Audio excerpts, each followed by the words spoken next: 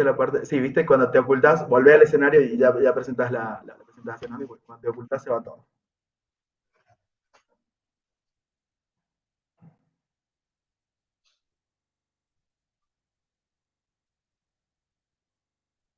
Ahí estamos.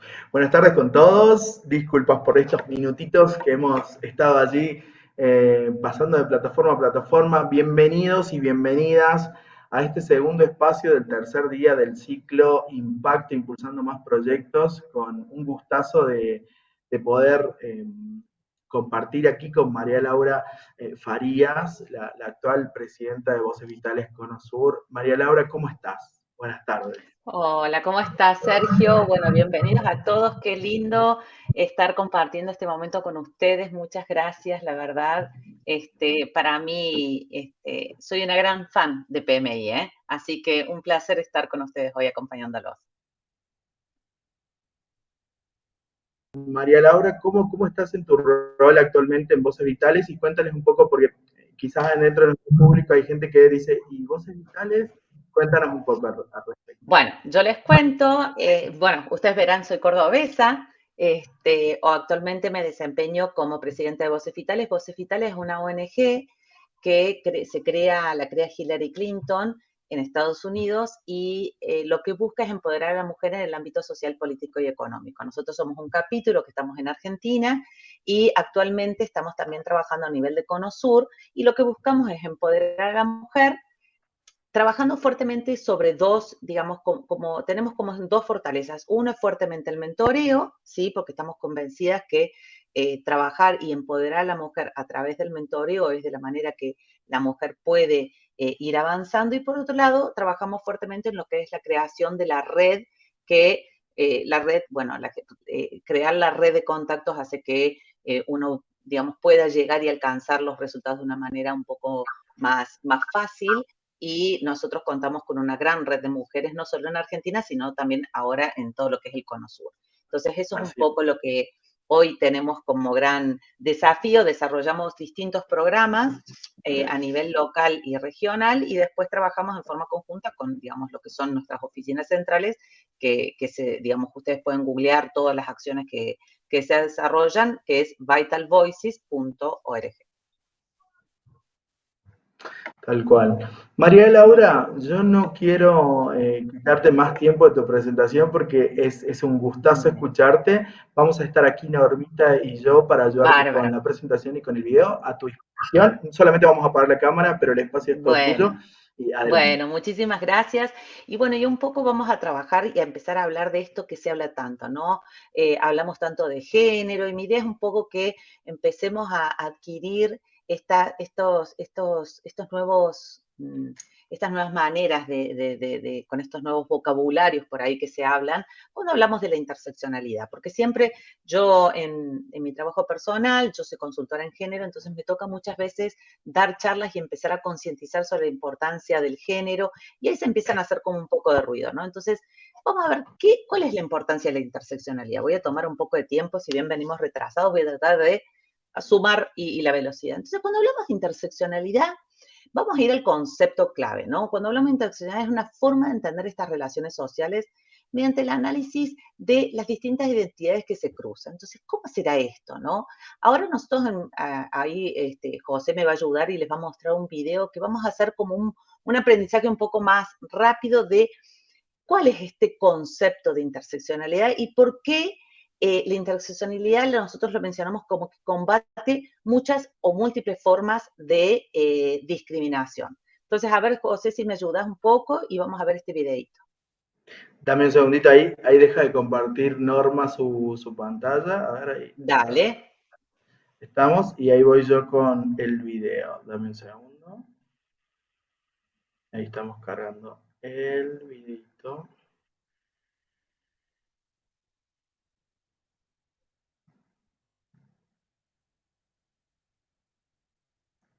Dame un segundo nada más. No pasa nada.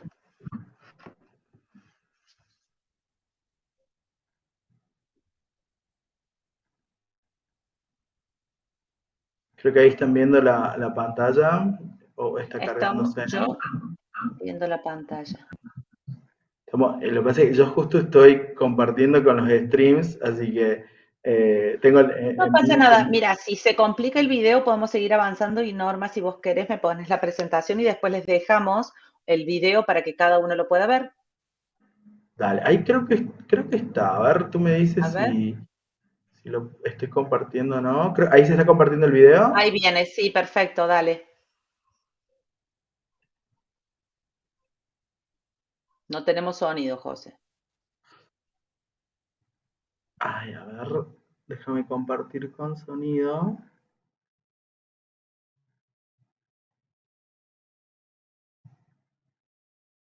A ver si ahí con sonido estamos. Ahí se escucha el sonido.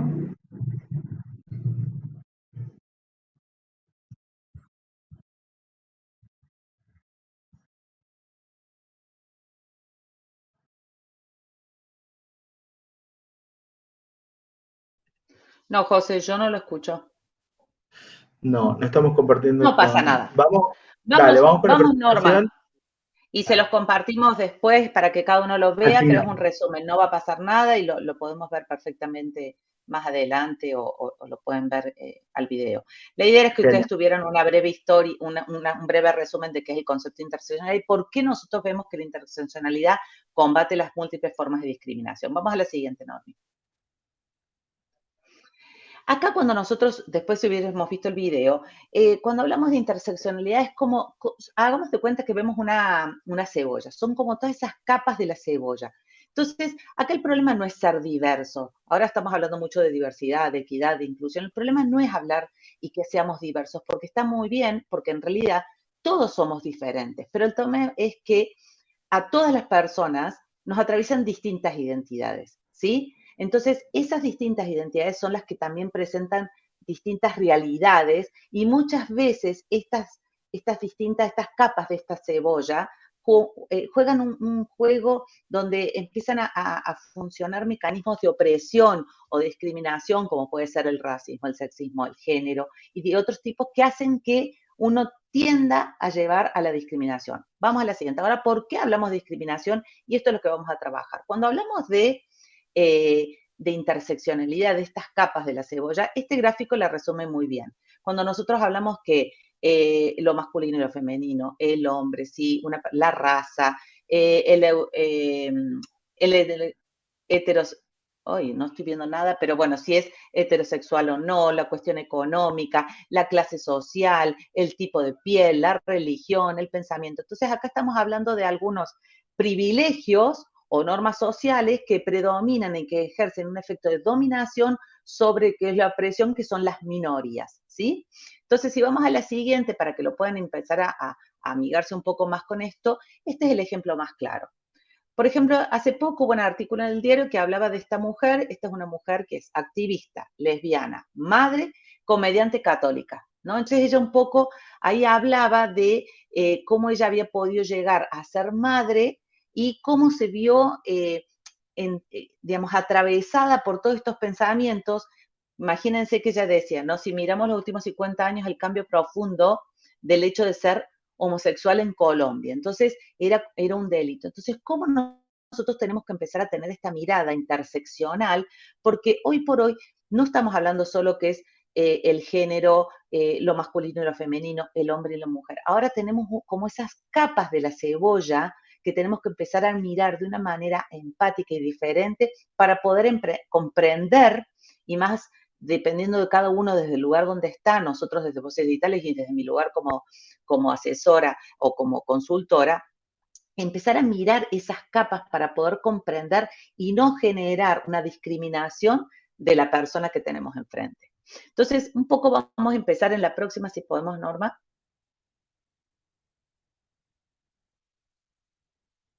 ¿No?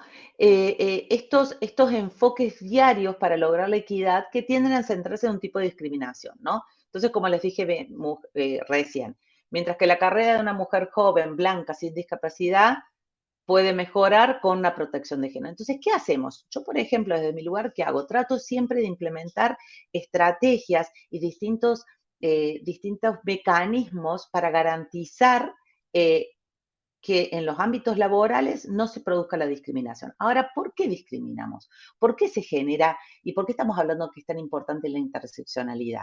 Cuando nosotros hablamos, y si queremos, Norma, me podés ir poniendo la próxima presentación, si ustedes me vieran a mí, espero que todos tengan la cámara o que me puedan ver correctamente. Acá el claro ejemplo, ustedes no me escuchan hablar, no se hizo presentación de nada, simplemente me miran. ¿Y ustedes qué dicen? Una mujer blanca, ¿no? De ojos claros. Entonces, ¿qué puede ser? Que digan, bueno, si yo la veo así, puede ser que sea, muchas veces me dice gringa, puede ser o alemana o europea, ¿no? Entonces, ¿cómo esos sesgos que uno tiene por lo aprendido empiezan a generar un preconcepto sobre mi persona? Entonces, ahora que ustedes me escuchan, me ven y pueden decir, yo soy mujer, soy madre, soy argentina, cordobesa, soy profesional, divorciada. Entonces, ¿cómo son todas esas capas de la cebolla que muchas veces por juicios y prejuicios, que ahora los vamos a empezar a entender, cómo son este juego que generan los sesgos, automáticamente generan una actitud y una conducta que es la discriminación. Entonces, por ser, a lo mejor, dependiendo del lugar donde esté, rubia de ojos claros, se me considere europea.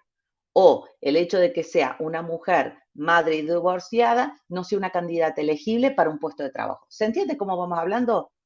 Vamos en la siguiente, ¿no? Entonces, acá cuando hablamos de la interseccionalidad de género como las desigualdades, que es un poco lo que vemos. ¿Cuántas veces nosotros nos damos cuenta que al momento de postularnos a un trabajo está faltando, ¿sí? O se está empezando a utilizar estas maneras de tener esa mirada interseccional donde vamos a apuntar únicamente a esa persona con sus capacidades o nos limitamos al puesto, donde no vamos a tener en cuenta todas estas cuestiones de estas capas de esta cebolla que pueden generarnos un acto de discriminación que automáticamente no lo consideramos para el puesto. Vamos a la siguiente.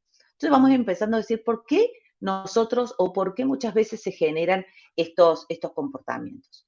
Entonces, como dijimos recién, ¿no? Esta creencia, esta idea, todos hemos sido formados y creados en una sociedad donde muchas veces ese entorno y ese contexto donde nos vamos desarrollando y creciendo va condicionando nuestras formas de pensar.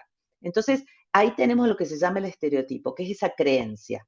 No es lo mismo una persona que a lo mejor está en Argentina a una persona, a mí me toca trabajar mucho con Centroamérica. Entonces, la forma y la creencia como nos hemos formado por ahí varía un poco. Entonces, siempre tenemos que estar atentos a ese estereotipo que está formado por todo ese aprendizaje, lo previo y lo aprendido. ¿Qué es lo que hace? Al momento del comportamiento, el sesgo que es inconsciente es lo que nosotros hacemos, esa asociación automática, ¿no? Ustedes me miran, el estereotipo, blanca, ojos claros, rubiecita. ¿Qué es? Alemana, europea o gringa o americana, ¿no es cierto? Entonces, el sesgo es esa asociación automática que genera el sesgo inconsciente. ¿Y qué genera? Ahí automáticamente lleva al prejuicio, ¿no? Que es esa preidea, ese preconcepto de lo que yo tengo, alimentado a ese estereotipo que me alimenta ese sesgo, y automáticamente el prejuicio es el gran disparador de la conducta. ¿Y la conducta cuál es? La discriminación, en función de lo que estamos viendo del estereotipo, ¿no? Entonces, vamos a la próxima. ¿Por qué es importante que nosotros tengamos esa mirada interseccional? Entonces, acá fue premiado con un destacado psicólogo Kahneman, que habla que nosotros tenemos dos sistemas para pensar. Un sistema, el 1, y tenemos el sistema 2. El sistema 1 es un sistema que se llama de pensamiento rápido, ¿no? Es intuitivo, rápido, automático, emocional, ¿sí? No tiene control, es más bien perezoso para procesar y empezar a desmenuzar, repensar y volver a armar esa conducta, ¿sí? Es inconsciente, es reactivo y tiende a simplificar, ¿no?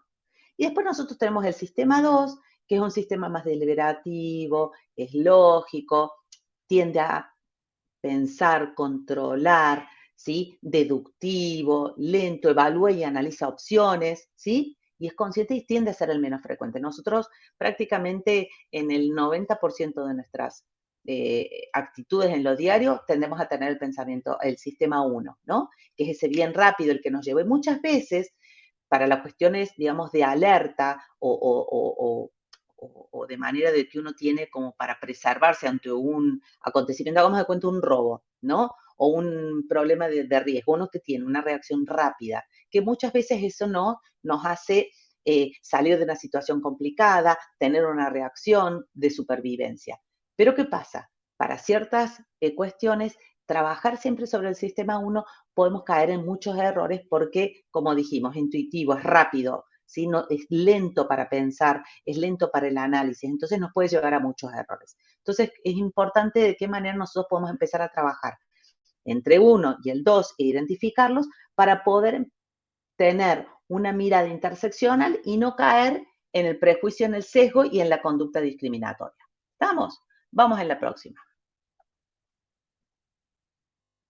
Y ahí cuando estamos hablando de los sesgos, ¿no? Los sesgos no conscientes, que son estos atajos que estábamos hablando, que son inconscientes, que trabajan en la mayoría de nuestras decisiones. Les llamamos que son esos puntos ciegos, ¿no? Que muchas veces limitan y nos dejan influenciar. Entonces ahora vamos a empezar a identificar todos esos sesgos. Vamos en la próxima. Sí, vimos nosotros el sistema 1, que es esa función para generar esa intuición, aunque no siempre sirven, también está denominado por el sistema implícito, son estas áreas básicas, ¿no? Cómo cepillarnos el pelo, cómo caminar, cómo cepillarnos los dientes. En cambio, el sistema 2 va a tener un poco más complejas, como el aprender el idioma, reflexionar sobre algunas cuestiones, y es muy importante, ¿sí? Para la toma de decisiones después de que surgen del sistema 1. Entonces, ahora vamos en la siguiente a analizar bien cuáles son, para poder identificar cuáles son esos sesgos. Nosotros podemos identificar, y acá en el último justo yo tuve problemas para presentar, entonces Sergio, José me ayudó con la presentación, pero tenemos un pequeño error, pero lo vamos a trabajar mientras hablamos, que es el último efecto halo, no se llama, sino es efecto de, digamos, de arrastre. El primer sesgo es el de sesgo de afinidad. Entonces, esto lo vamos a trabajar un poco, lo vamos a poner de ejemplos. Si yo trabajara en una empresa en el área de recursos humanos, entonces yo fuera quien hace el reclutamiento del personal. ¿Qué pasa? Si viene, ¿sí? Y es un error en caer en ese sesgo, viene una persona o se me acerca en una entrevista y esa persona, al candidato, pasa el primero, hago la evaluación, viene el segundo candidato y dice, ay, yo fui a tal colegio o a tal universidad. Y resulta que es la misma universidad donde fui yo.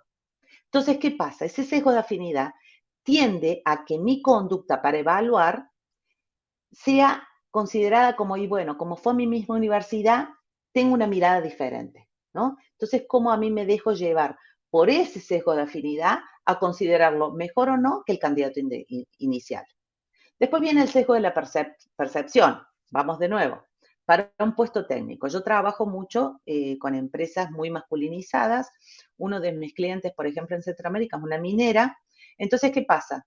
Son tareas típicamente, la minería es una actividad muy, muy masculinizada. Entonces, en un momento yo propuse implementar lo que llaman los currículum ciegos para evitar de tener este sesgo de la percepción de que una mujer no puede realizar una tarea que realice el hombre. En el caso este era manejar los camiones mineros, que son esos, se llaman haul trucks. Entonces yo decía, pero si manejar el camión no requiere ninguna habilidad más que el manejo per se.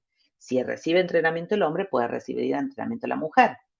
Entonces, este sesgo de la percepción de que la actividad minera es una actividad masculinizada y que la mujer no puede manejar un camión minero, hacía que dejáramos de lado la posibilidad de considerar a mujeres para manejar los camiones y que eso me daba no solo una diversidad y una igualdad en cuanto a la posibilidad de trabajar, sino también yo estaba dejando de lado, y estoy dejando de lado cuando tengo estos sesgos, la posibilidad de tener un mejor rendimiento. Porque, ¿qué hice yo siendo consultora? Yo dije, bueno, ok, demos la posibilidad para que tanto mujeres y hombres se capaciten en esta tarea y después evaluemos, como en cualquier, digamos, empresa o puesto, uno es evaluado por el rol que uno desarrolla.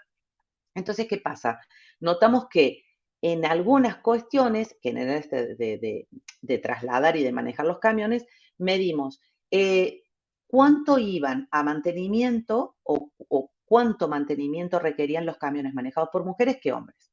Y ahí notamos una pequeña diferencia, que los camiones que eran manejados por mujeres requerían menos mantenimiento cada mayor tiempo. ¿Por qué?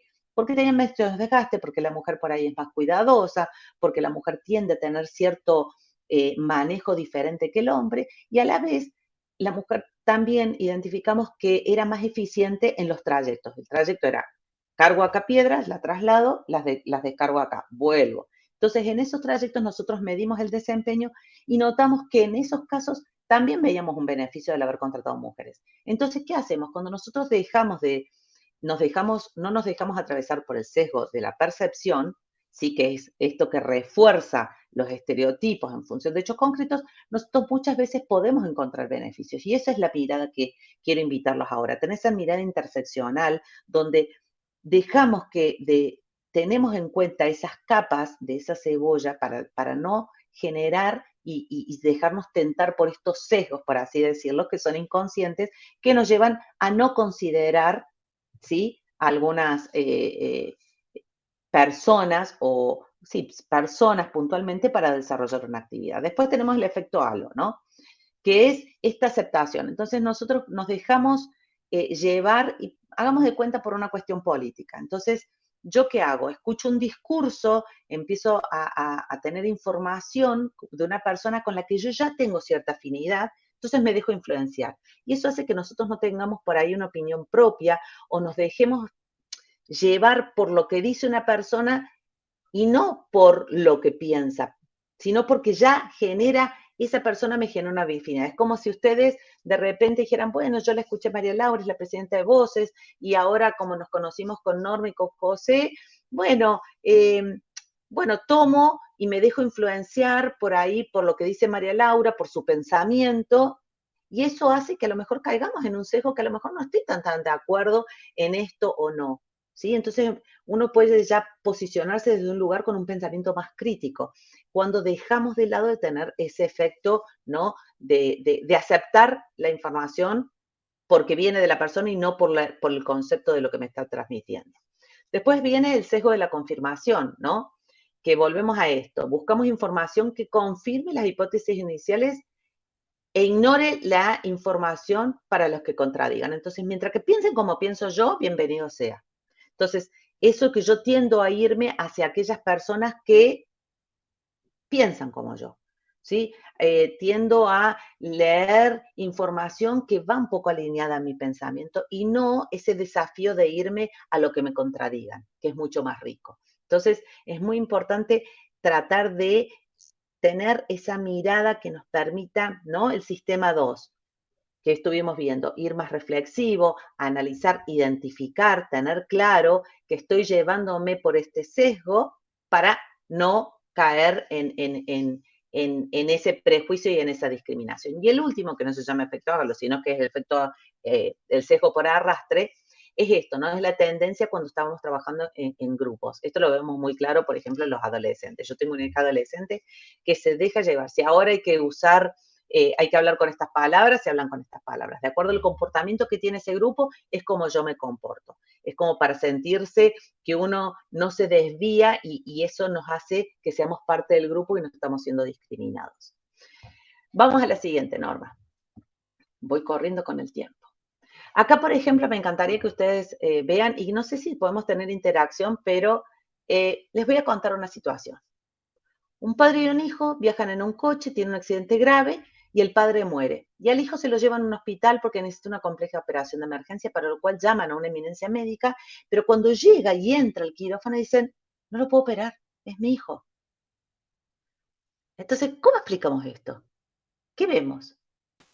¿No? Entonces muchas veces me pasa que me dicen: Wow, yo ya le he escuchado.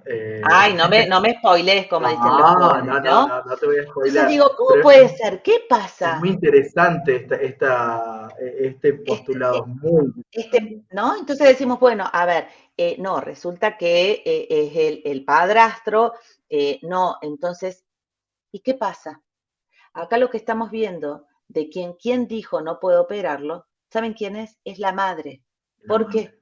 Porque cuando nosotros hablamos de que llaman a una eminencia médica, nosotros Totalmente. tenemos el preconcepto de que eminencia médica nunca es una mujer. La eminencia médica es el hombre. ¿Se entiende? Entonces, ¿cómo nosotros, esto que estuvimos viendo en un resumen de los sesgos, en la predicción de la conducta, cómo nos llevan a darnos cuenta en algo tan simple que la eminencia médica era la madre? Pero a nosotros no nos cabe de primera, ¿sí? Hasta con el sistema 2 de pensando y decir, a ver, eminencia médica, no puedo operarlo, es mi hijo, el padrastro que ya lo considera hijo, el novio de la madre que ya de tanto que lo quiera la madre querrá al hijo, ¿no? Qué importante es que nosotros no nos dejemos llevar por algo tan fácil que parece esto como en esta resolución. Vamos a la siguiente. Ahora bien, todos estos temas, ¿no? Diversidad, inclusión, equidad. Qué bueno empezar a ponerle nombre e concepto. Y a mí se me ocurrió hacer estos grafiquitos. Entonces, cuando nosotros hablamos de diversidad, ¿qué hablamos? ¿No? Estos son varias identidades y varias voces, varias diferencias. Entonces, acá estamos, acá reunidos y tenemos a José, José que no sé de dónde sos, pero sos de La Rioja. De Después La tenemos a Rioja, Norma, de La Rioja. bien, José de La Rioja, Norma de Buenos Aires, yo de Córdoba. Acá hay una diversidad, ¿sí? Una diversidad desde dónde estamos, ¿sí? Una diversidad también en cuanto a edades, en cuanto, ¿sí? Entonces, ¿de qué manera nosotros podemos darnos cuenta? Que cuando hablamos de diversidad, hablamos de esa representación de varias identidades y de diferencias. Cuando hablamos de inclusión, es muy importante que nos demos cuenta que es, ¿sí? Como lo menciona ese círculo, son estos ambientes donde hay una gran variedad de personas que tienen su voz, ¿sí? Para poder, y tienen poder y autoridad, voz, poder y autoridad para la toma de decisiones. Cuando hablamos de espacios inclusivos, ¿sí? Donde todos, nosotros en Voces Vitales trabajamos mucho con esto, donde todos tenemos derecho a alzar esa voz. Y ahí hablamos en espacios exclusivos. Y cuando hablamos de equidad, a mí me encanta siempre ponerlo como que hagamos de cuenta que estamos en una pista de atletismo. Entonces, cuando es la línea de largada, estamos todos uno al lado del otro. Entonces, todos tenemos en nuestro carril para hacer esa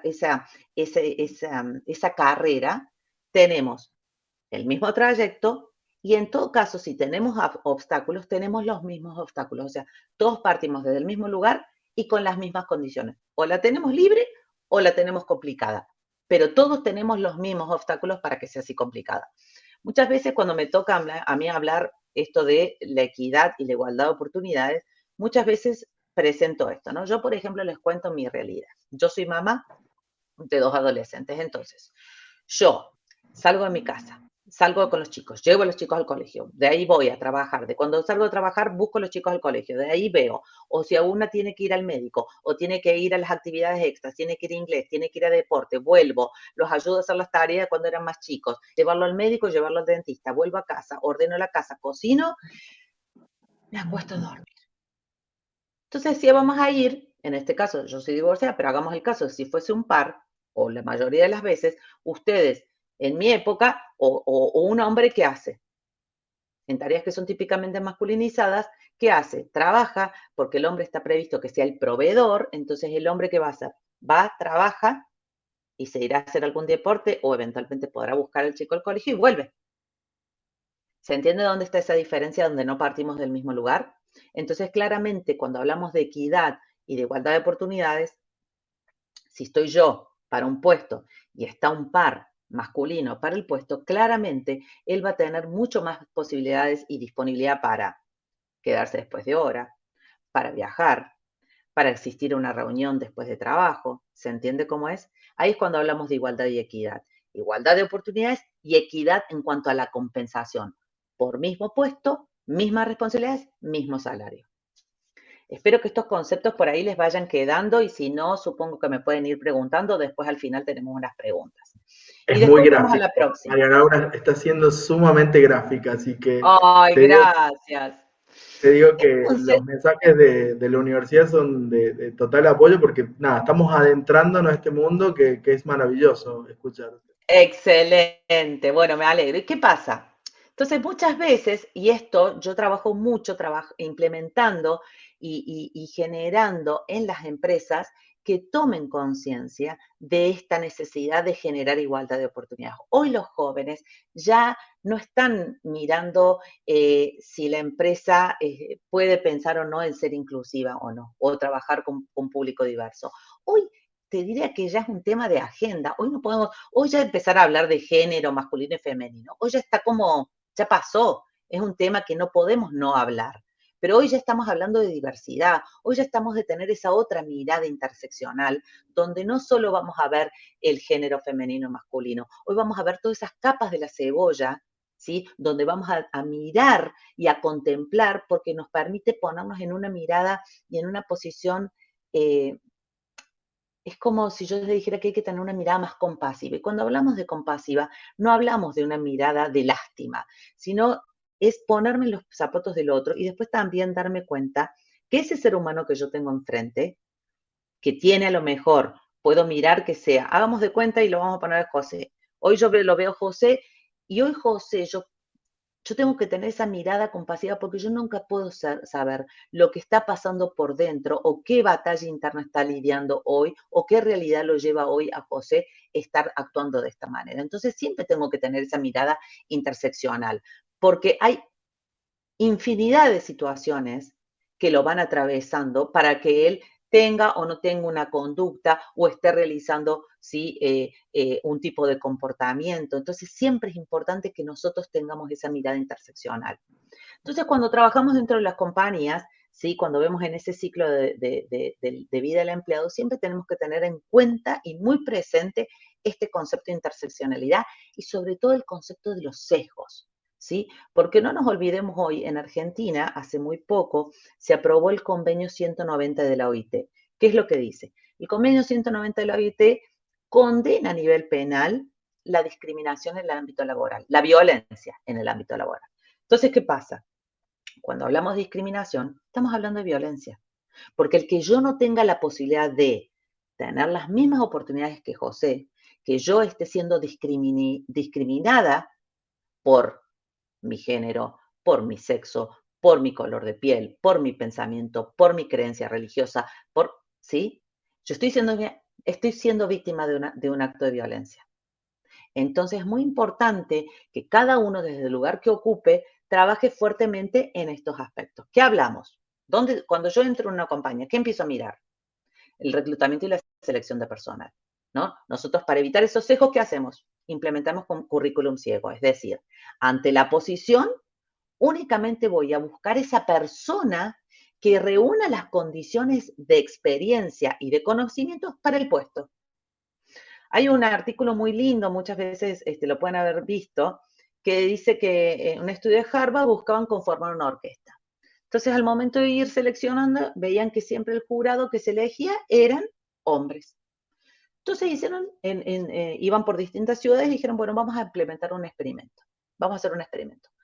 Vamos a poner el escenario, todos los aspirantes van a entrar sin calzado, descalzos, y vamos a poner un telón por acá enfrente. Entonces el jurado no tenía la posibilidad de ver al postulante. Lo único que tenía que hacer es escuchar cómo ejecutaba el instrumento. Entonces, después de esto, ¿qué generó? Una gran sorpresa, porque habían logrado que esa orquesta fuera muy mixta y donde había muchas mujeres que antes no habían sido seleccionadas. Entonces, ¿qué eso permitía? Es el mejor ejemplo de qué manera yo logro anular esos sesgos. ¿Por qué? Porque yo escuchaba cómo caminaban y muchas mujeres por ahí usaban tacos. Entonces el taconeo también era algo que me iba a generar ¿no? Ese estereotipo, ese sesgo, tacos, mujer, predictor de las conductas, voy a predecir la conducta. Entonces, de esa manera anulamos ese sesgo. ¿De qué manera? No lo veo. Entonces no puedo ver si es hombre, mujer, si es de una nacionalidad diferente. Simplemente a lo que voy. Escucho cómo ejecuta ese instrumento y busco el mejor recurso para mi orquesta. Es lo mismo que hacemos nosotros en una empresa. Lo que nosotros tenemos es que salir de todos esos prejuicios, no considerar ninguna otra cosa que requiere el puesto. Buscamos la mejor persona con la mejor formación en ingeniería electromecánica. Y no me importa más nada. Mujer, hombre, su identidad sexual es irrelevante para el puesto. ¿Estamos?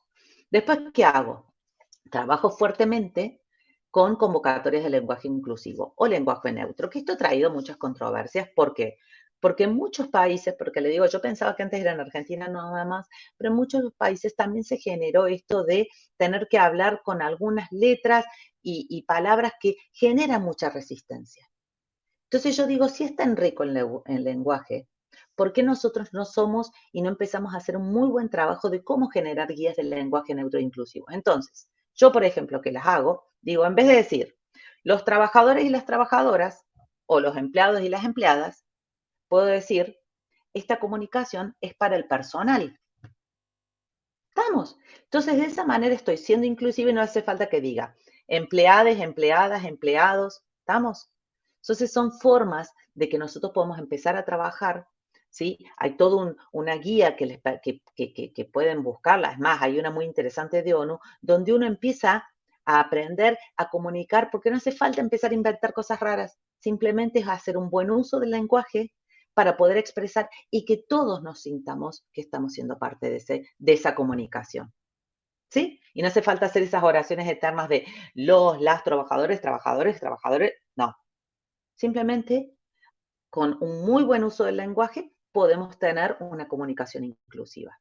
Porque pasó que, a ver, yo no me siento incluido cuando dicen los trabajadores. Bueno, si a mí en un momento dicen, vamos a hacer una presentación de los consultores. No, yo no soy consultor, yo soy consultora. ¿Estamos? Y esto no es una cuestión de que, ay, se ponen extremos. No, es simplemente ¿por qué? Porque en esa mirada interseccional tenemos que siempre ver que esa persona se sienta incluida en lo que estamos hablando. Después, ¿qué vemos? En la promoción, ¿no? Siempre cuando yo hago los análisis y les diría que tengo casi una estadística armada, hago una pirámide, ¿no? Entonces, no solo hay una cuestión de jerarquía cuando yo analizo la empresa, sino también por áreas. Entonces, hoy por hoy, ¿no? Yo empiezo a preguntar, área de recursos humanos, marketing, responsabilidad social, mujeres. Áreas técnicas, laboratorio, ingenierías, ¿sí? Masculinos. Entonces es muy importante que cuando nosotros hablamos de promoción o hablemos de los planes de sucesión, siempre nos demos cuenta de que es importante que en los procedimientos, que son los documentos de las empresas o las instituciones y las compañías que nos dicen cómo hacer la tarea, empecemos desde ahí a modificar cómo hacemos la tarea. Entonces, si vamos a hacer un plan de sucesión, que al momento de buscar un cuadro de reemplazo para un puesto de gerencia, bueno, que la persona que está a cargo busque que los postulantes que haya la misma cantidad de postulantes, por ejemplo, hombres y mujeres. Tan simple como eso. Y después que gane el mejor. Pero de esa manera yo voy empezando a trabajar esa igualdad de oportunidades que estábamos hablando. O lo mismo de la promoción, ¿no? O lo mismo del salario, de la equidad salarial. O sea, hoy por hoy hay muchas empresas todavía que por el hecho de ser hombre tienen un sueldo diferente. Después es lo mismo en el plan de carrera, ¿no? ¿Cuántas veces nosotros vemos que la carrera en la mujer, la que le llamamos, ¿no? Escaleras rotas, la mujer encuentra interrumpida su carrera profesional por una cuestión del embarazo, ¿no? El tema de las remuneraciones, el tema del balance trabajo-familia, cómo nosotros podemos ir trabajando para darle esa perspectiva de interseccionalidad. ¿Para qué? Lo único que buscamos nosotros es para atraer talento, para generar la retención de talentos dentro de una empresa, de una organización. Entonces, que es muy importante que nosotros tengamos en cuenta todos estos puntos en lo que es el ciclo de la vida del empleado dentro de una compañía. ¿Para qué? Para generar esta mirada interseccional y no caer en la discriminación. Si vamos en la siguiente, tengo unos grafiquitos, creo que vienen después, donde nosotros podemos ver cómo el sesgo nos genera una discriminación. Entonces, si vamos a, por ejemplo, en el reclutamiento que lo hablamos, viene José, que tiene 2 hijos.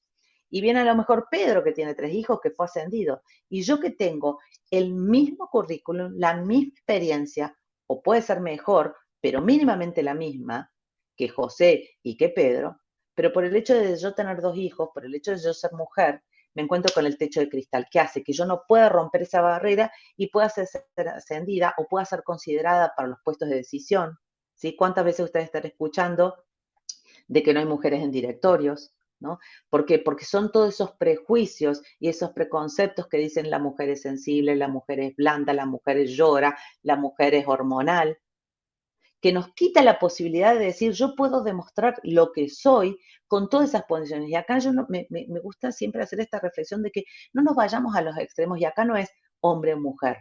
Acá siempre hablamos de que la naturaleza es tan sabia que el hombre y la mujer es como un perfecto encastre que funcionan a la perfección juntos.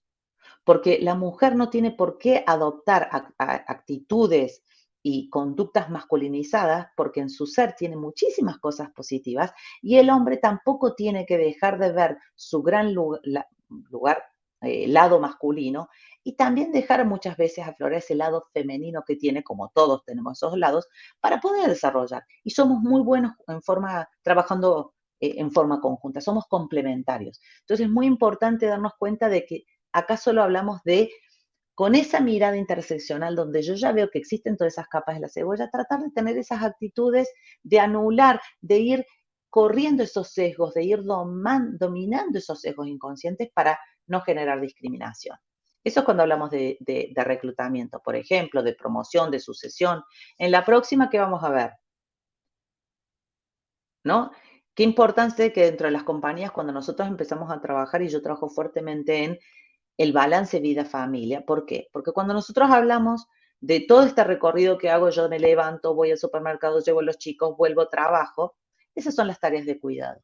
Cuando nosotros hablamos de tarea de cuidado, hablamos de todas esas tareas que se asignan a la mujer porque tradicionalmente, volvemos a lo que hablamos en un principio, esto no, esto de lo aprendido, esto de lo que nosotros cómo nos fuimos criando, donde la mujer es la que tiene que dedicarse al cuidado de los niños. Entonces, muchas veces, ustedes saben que hace un tiempo en la Argentina se había conformado lo que era la iniciativa de paridad de género.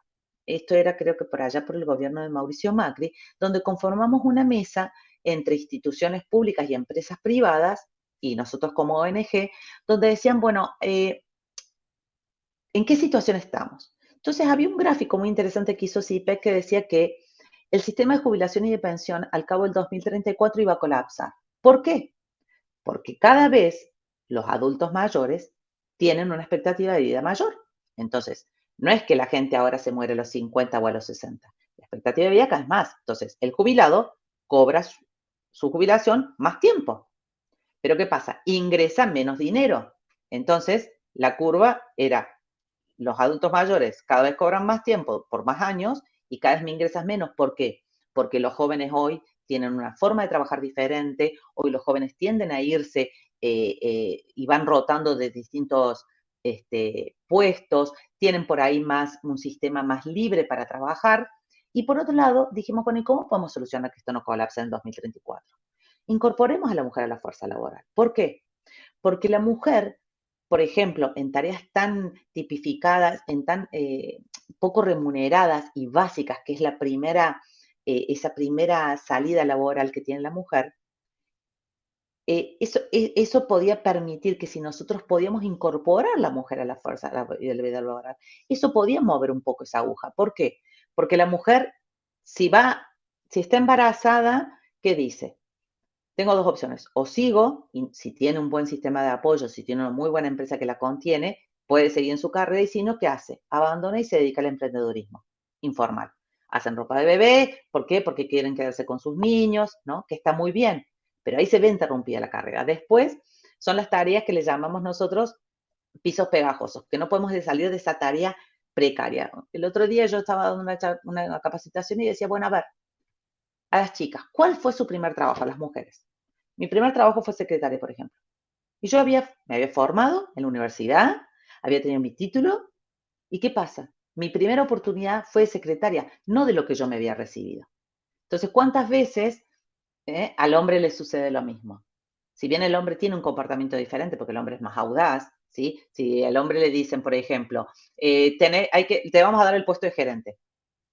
Listo, se lanza, es más audaz, se la cree, cambio, la mujer es más temerosa, hay que trabajar más en el liderazgo porque, bueno, no, hasta que no está todo perfecto y encuadra y estamos seguras que lo vamos a poder hacer, no nos lanzamos. Entonces, ¿de qué manera nosotros podemos ir trabajando, ¿no? En esto de la compatibilización de la vida laboral y la personal, y me vuelvo a las tareas del cuidado cuando hablamos, ¿para qué? Para poder desarrollarnos en el plan de carrera, para poder realizar y cortar con este concepto de que si vamos a generar y vamos a tener familia o trabajamos. No es una cosa la otra. Se pueden hacer las dos cosas juntas. El otro día también estaba con una empresa que estaba dándole beneficios y de qué manera ya las empresas empiezan a tener distintas maneras de ofrecer a las mujeres opciones para retener los talentos, y sobre todo en empresas en tecnología. Entonces, ofrecen a las mujeres pagarles estos bancos de preservación de óvulos, ¿no? Entonces, el hecho que es un poco, ¿no? Límite la situación, pero es decir, ¿cómo yo te puedo ayudar a vos que si vos te querés desarrollar en la empresa, yo te estoy dando ese apoyo, yo te doy un soporte, te ayudo si vos estás dispuesta a tomar esta iniciativa de congelar óvulos, ¿no? O, por ejemplo, esto de hacer la pandemia nos ayudó en este aspecto, mitad y mitad, porque la pandemia permitió que muchas tareas que antes ni se consideraban con la posibilidad de home office, tuvimos que hacer home office. ¿Pero qué pasó? Una sobrecarga, porque yo, que me empecé a trabajar home office, ¿pero qué tuve? Tuve que ayudar a los chicos en el colegio de manera virtual, ni hablar a aquellas mamás que tenían que ayudar a estos niños de primer grado a aprender a leer y escribir. Imagínense el caos, más la casa, más todo lo que hacíamos, los rituales que nos vestíamos, nos poníamos la bandina, ¿no? Cómo hacer las compras. Entonces, tenemos que ir viendo de qué manera podemos, después de este ojalá que haya sido un gran aprendizaje para la sociedad la pandemia, de qué manera podemos empezar a mirar y a llevar adelante la vida de una mirada diferente. No trabajando fuertemente por lugares inclusivos de trabajo, que no haya violencia, con una mirada más empática, tratando de que este desarrollo y esas paternidades puedan disfrutarse, ¿no? Cuando muchas veces a mí me dicen, bueno, hagamos licencia de paternidad. Bueno, hagamos licencia de paternidad, pero para que ese hombre, ese papá, pueda tener una licencia de paternidad, siempre y cuando sepa cómo ejercer esa licencia de paternidad. Porque muchas veces o el hombre toma vacaciones anticipadas porque viene el prejuicio de que no, si yo me tomo licencia de paternidad, es blando, estoy siendo, como diciendo mi mujer me tiene cortito, ¿cómo vos te vas a quedar, no? Esos grupos de pertenencia, ¿cómo te vas a quedar? ¿Cómo vas a quedar tus hijos si el hombre es macho, proveedor, ¿no? Entonces, ¿cómo nosotros podemos ayudar a que ese papá o ese hombre o ese potencial talento pueda ser un secretario, pueda ser un papá, ¿sí? Y no vayamos con los prejuicios de por qué es secretario? ¿Qué problema hay? ¿Va a tener algo? ¿Sí? ¿Va a tener un comportamiento sexual diferente? Ustedes saben que, y yo sigo hablando de anécdotas, pero me encanta llevar a cosas concretas. Yo trabajo en Centroamérica y en Centroamérica las mujeres tienen el pelo rizo, con mucho rulo, como mota. Entonces, muchas veces en los puestos de trabajo, ¿qué hacen? O le dicen, si ustedes, por ejemplo, tuve un caso que a una chica le dijeron a la empresa que tenía que irse a la peluquería para ir a asistir a una reunión.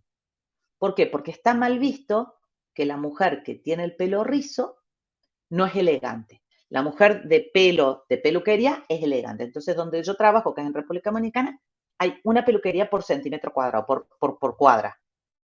Pero claro, porque todas se hacen y se alisan el pelo. Entonces yo decía, me encantaría encontrar a alguien que me diga dónde la capacidad de la persona para llevar adelante una reunión le afecta la peluquería al cerebro y la dota de neuronas más inteligentes que tener el pelo rizo. Porque al fin y al cabo, no es una cuestión de que está yendo con todos sus pelos hecho un desastre. Simplemente tiene su pelo rizo y sus capacidades mentales no se afectan por tener pelo rizo. Entonces, ¿cómo nosotros, no? Volvemos a esto que dijimos, ¿se acuerdan del estereotipo, de ese concepto de donde vivimos, ese entorno donde nacimos, cómo nos fuimos yendo? Si hoy por hoy nosotros vemos una persona con rizos, no nos pasa nada. Pero nos vamos ahí donde el pelo rizo es que viene de esclavos y de gente, ¿no? cómo eso afecta a que al fin y al cabo yo digo, muéstrenme dónde un pelo rizo puede cambiar la capacidad de una persona. Yo lo mismo diría acá, díganme dónde está dicho que una persona de piel blanca tiene que ser discriminada porque no puede ejercer una tarea. Claro. Entonces, ¿cómo nosotros nos dejamos y cómo hoy por hoy la sociedad y las redes y cómo los medios de comunicación, cómo todos van, ¿no? Generando estos comportamientos, estos sesgos, alimentando estos sesgos. Entonces, es muy importante ir a trabajar, ¿no? Sobre el sistema 2 que nos proponía Kahneman. Es decir, apliquemos ese sistema 2. Vayamos a tener esa mirada donde analizamos, nos informamos, vamos trabajando esas decisiones, vamos perfilando esa mirada. ¿Por qué la mirada tiene que ser esa mirada interseccional? No sé si tenemos una más. Nos quedan ahí unos minutitos, Nos pero quedan unos adelante. minutitos y corto, ¿no? También Sí, otro sí, sí, sesgo, ¿no? no te Esta preocupes. interseccionalidad por la vejez. ¿Cuántas veces hoy las personas mayores sufren discriminación por el hecho de ser mayor? Porque no tenemos, hasta mis hijos me dicen, oye, ay, mamá, no sabes, yo no sé usar Instagram y todas esas cosas, y los chicos hoy nacen con el dedo con el slide. Como también eso genera una discriminación. Y hoy esto se ve mucho. Y vamos a la que sigue, creo que ya voy terminando. ¿No? Entonces, acá termino. Entonces, me encantaría que ustedes, después de esta charla rápida que tuvimos, y me encantaría que si quieren otra vez lo podamos seguir charlando, decir, bueno, ¿cuánto es de diversidad e inclusión? ¿Sí? Y esta de la problemática de los países o en las industrias en las que yo estoy, porque la realidad de José en Salta, o en La Rioja, perdón, es distinta a la mía en Córdoba y es distinta a la de Norma en Buenos Aires. Hasta ahí ya tenemos cosas distintas. Entonces, cuando busco talento, ¿pienso en qué complemento necesita mi equipo? ¿Defino algún requisito? ¿Uso fuentes que aporten esa diversidad? ¿Soy consciente de mis sesgos inconscientes? Qué importante esto, ¿no? Entonces, mi equipo crea un ambiente saludable, inclusivo. Cada persona puede ser realmente quien es, porque cuando las personas pueden ser realmente quienes son, dan lo mejor. Y nosotros, cuando yo trabajo en estas compañías, a mí me contratan, ¿para qué? Para que la empresa facture más, para que tenga más rentabilidad, porque yo, si trabajo en un ambiente inclusivo, si todos se sienten cómodos trabajando, si todos se sienten incluidos, considerados, van a dar lo mejor de sí. ¿Y eso en qué se traduce? No solo en que estoy haciendo bien las cosas y voy a hacer los ODS, genero mejores réditos económicos. Entonces, de eso se trata, ¿no? En empezar a trabajar fuertemente a eso, a reconocer esos sesgos, empezar a tener conciencia de por qué es importante tener esa mirada interseccional. Y mil disculpas que me demoré, pero No, bueno, soy una apasionada en el tema, así que no, muchas por gracias por favor. haber estado acá y espero que, bueno, si hay alguna consulta o algo que quieran comentar.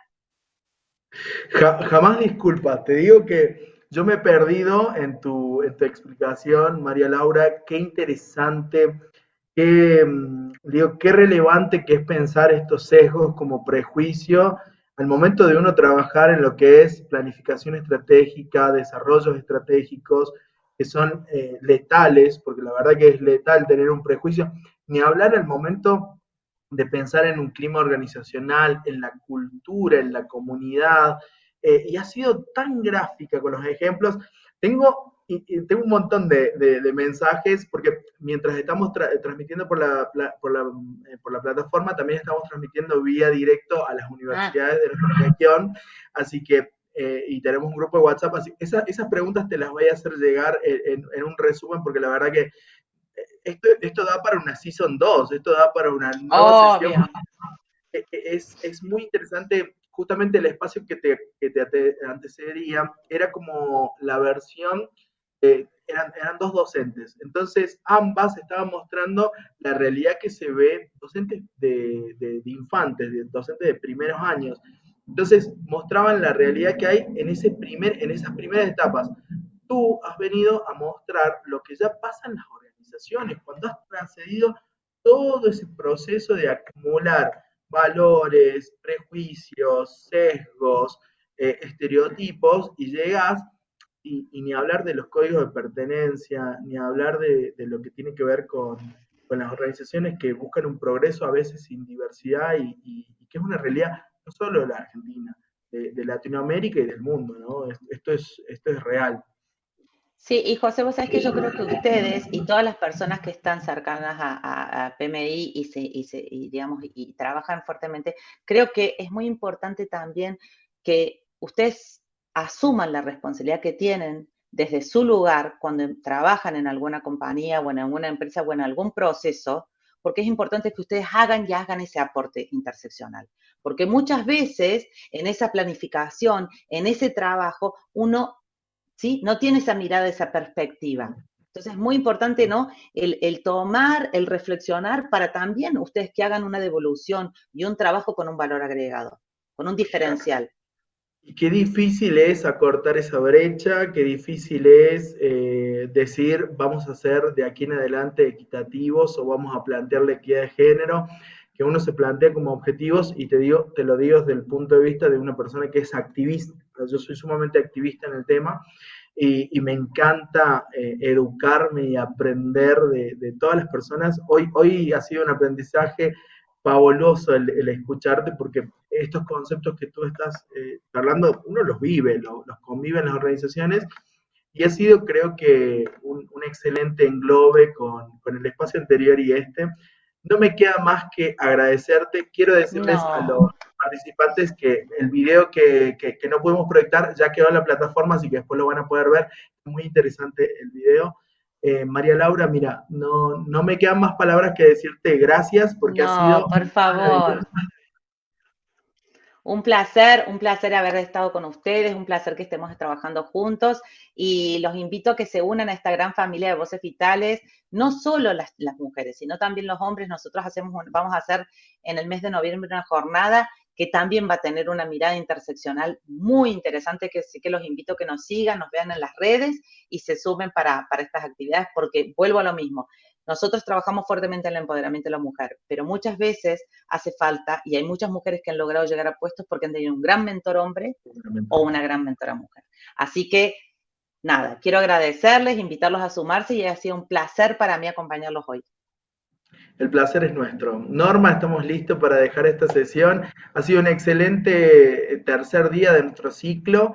Vamos a avanzar con la agenda y bueno, ya mañana nos encontraremos con los influencers del conocimiento y cerrando también con otra gran institución como lo es Voces Vitales. El día de mañana vamos a tener a Junior Achievement, así que hemos tenido muchas Hermoso, voces relacionadas a esto. Así que gracias. qué lindo. Un placer, gracias. Buenas noches a todos. Buenas noches.